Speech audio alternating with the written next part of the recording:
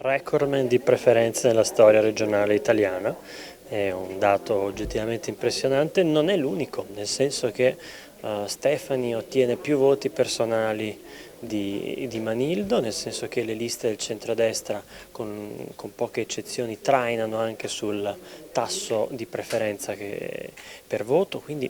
per il centrodestra è un ottimo risultato e abbiamo cercato di analizzarlo in modo abbastanza completo. Il centro-sinistra però vince in tutto il Veneto in due comuni e sono due comuni significativi, sono Venezia e Padova. Prevale nel Bellunese Fratelli d'Italia con dati anche importanti di alcuni comuni, nel resto della regione invece la Lega è il primo partito quasi ovunque. È un dato negativo quello di affluenza, lo è in Veneto come nelle altre regioni. Una notizia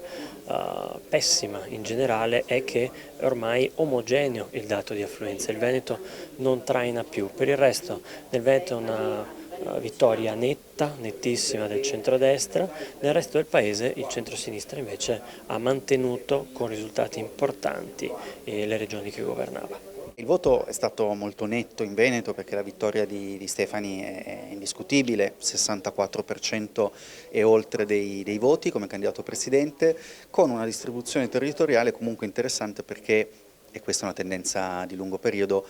il dato del centrodestra di Stefani è stato meno netto, meno forte nei comuni capoluogo, quindi nei comuni più grandi, dove si è fermato poco sopra il 50% e invece quasi il 70% nei comuni piccoli, nei comuni con meno di 15.000 abitanti. E diciamo che è una tendenza generale, la tendenza generale che si osserva non solo in Veneto e non solo in Italia, la tendenza del centro-sinistra ad andare meglio nelle grandi città dove, diciamo, il profilo sociale degli abitanti è diverso, dove la visione del mondo è anche un po' più aperta da un certo punto di vista su certe questioni, invece nei comuni più piccoli tende ad esserci una mentalità un po' più conservatrice, un po' più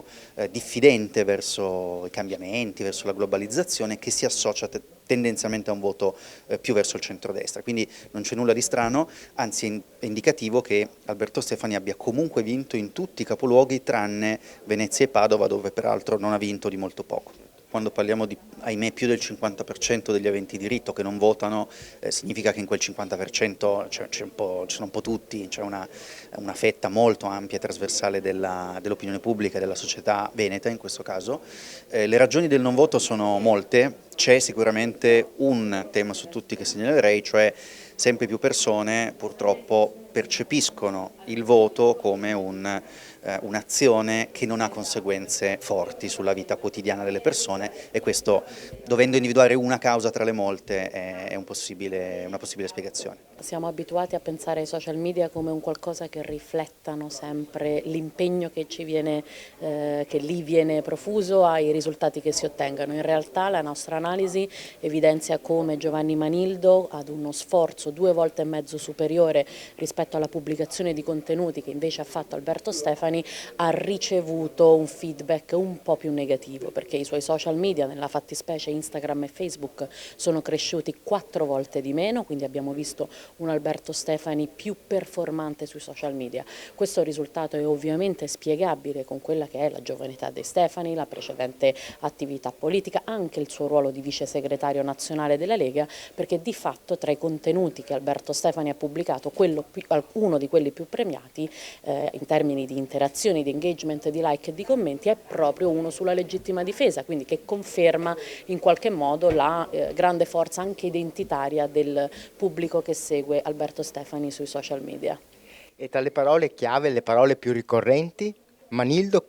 quali ha usato e Stefani con quali ha risposto? Qui abbiamo due diverse analisi, diciamo che di base quello che i dati ci restituiscono è un Giovanni Manildo più legato ai temi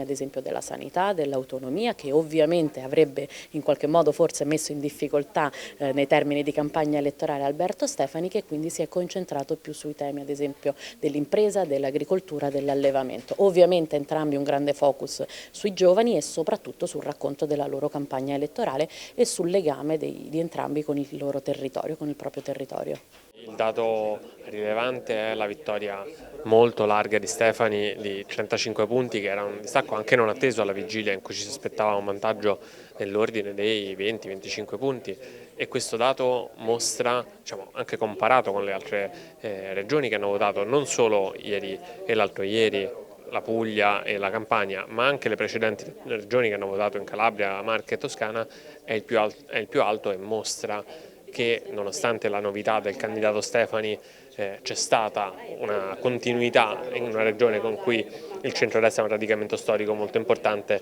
e questo, diciamo, non è stato scalfito dalla mancanza di Zaia come candidato presidente, anche visto che Zaia era comunque sulla scheda, sebbene non nel simbolo della Lega. Il suo risultato con 203.000 preferenze, che è il record di sempre, è un dato fondamentale, è un dato che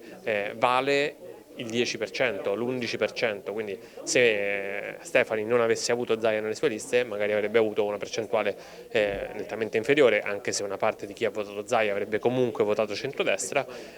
però questo probabilmente le proporzioni della vittoria sarebbero state meno nette e forse anche l'affluenza sarebbe stata ancora più bassa, quindi la presenza di Zaia nell'agone elettorale fa sì che ha tenuto mobilitata una parte dell'elettorato che magari non sarebbe andata a votare.